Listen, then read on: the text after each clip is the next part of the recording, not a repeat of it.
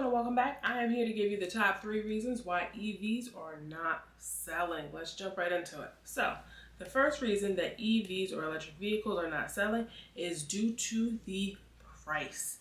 Now, when we're looking at EVs typically average around $50,000. And in that price point, if you look at traditional regular gas vehicles, $50,000 price point definitely put you in that luxury world or realm of things. Where if it's a luxury vehicle, it'll definitely get you something that's either entry level to mid level of, let's say, Mercedes, BMW, Genesis, Audi, even Porsche.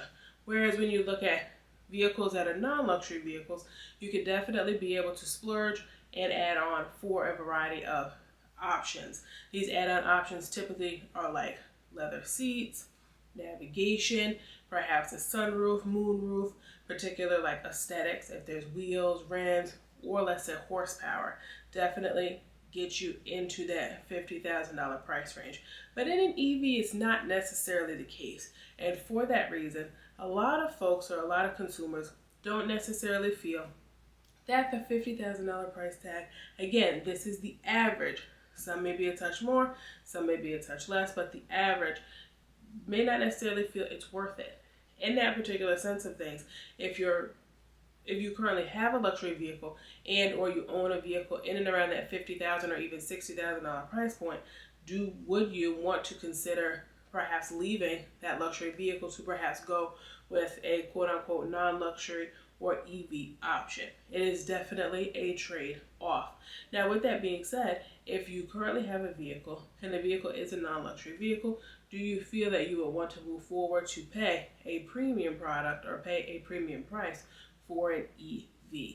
Definitely some pros and some cons to be able to weigh there, and the price is definitely one of the top reasons why electric vehicles are currently sitting on lots. Number 2, the lack of availability for charging ports.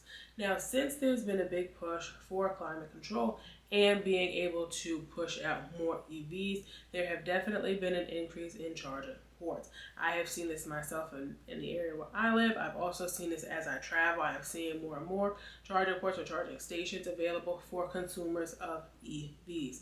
Now, with that being said, just because there is an increase in stations being available doesn't necessarily mean that one, that is necessarily in a plethora of an area near you, and two, that it is going to be available where you go. The other piece to that is charge your EV at home and be able to purchase that package and add on to your home. But if you're a renter, or perhaps if you're living in a temporary housing situation, or if you travel a lot, it may be far more difficult to be able to set up and guarantee that you have charging accessibility for your vehicle. This could definitely be a huge reason why consumers may decide that they want to either continue to purchase a regular gas vehicle or maybe consider a hybrid.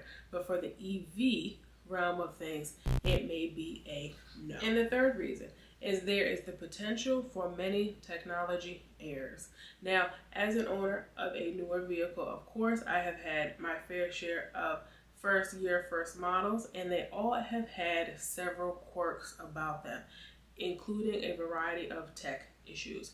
Technology issues, of course, is one of those things that come about. In theory, you hope that if and when these issues do come up, that you can work with the manufacturer, work with the dealership, and be able to resolve them. However, that is not always the case. Depending on the severity of the tech issues, it can definitely turn into a make or break of whether you'd want to keep the vehicle, whether you're able to keep the vehicle, and definitely whether you'd want to purchase from that particular brand and or vendor again in the future.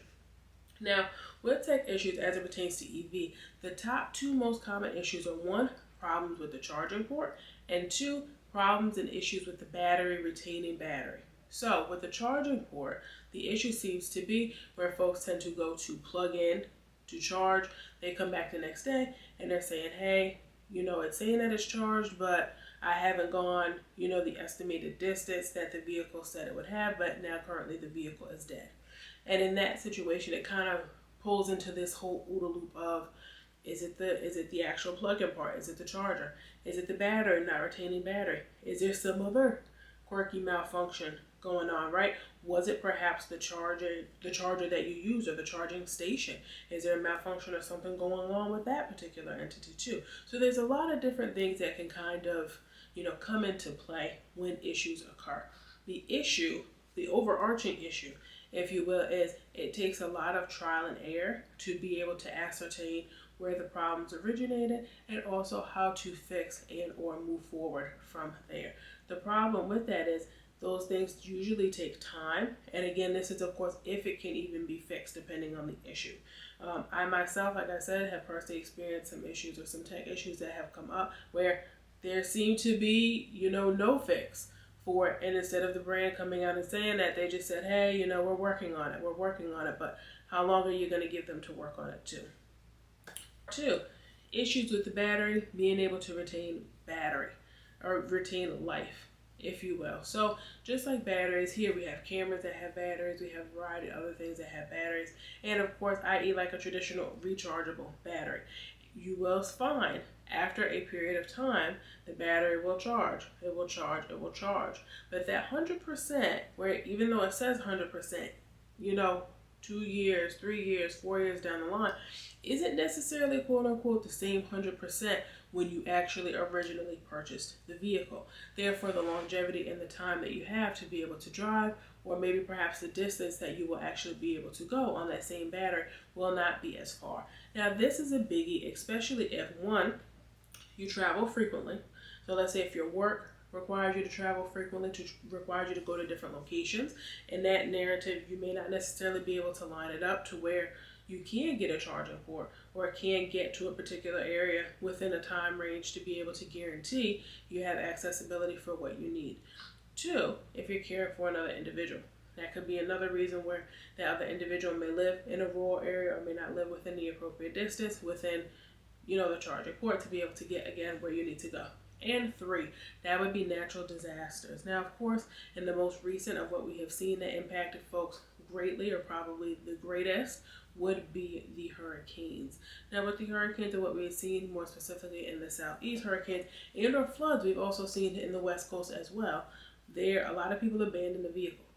In that situation, it's definitely a tough, very tough decisions to be able to make, no matter what decisions are made. But more specifically, I did see in the last, few natural disaster events where they went back, of course, news reporters and CAS and other reporting entities will go in just to kind of see, if they can provide support, help, see where aid is needed or can be provided, and also, other things that kind of happened about.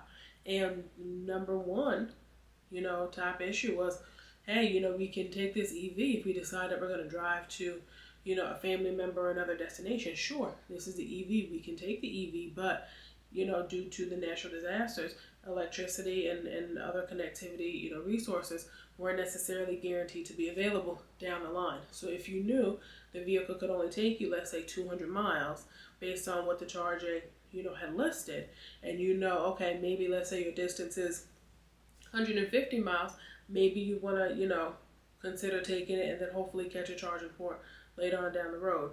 But if you already know that your distance to travel is far greater than the span of what the vehicle can carry or how the vehicle can carry you, I don't know that I would risk it either. I mean, in that situation, again, it's tough. You probably packed whatever you could to be able to, get out of the home as quickly as possible. You have your family, you have, again, those personal belongings, and perhaps those are things where you can't necessarily, short of getting a rental, you can't necessarily, just transport that somewhere else last minute. So a lot of folks did decide if they did have a, hybrid or a gas vehicle, a vehicle that they could gas, they decided to go for one of those on this particular venture instead of perhaps the new EV.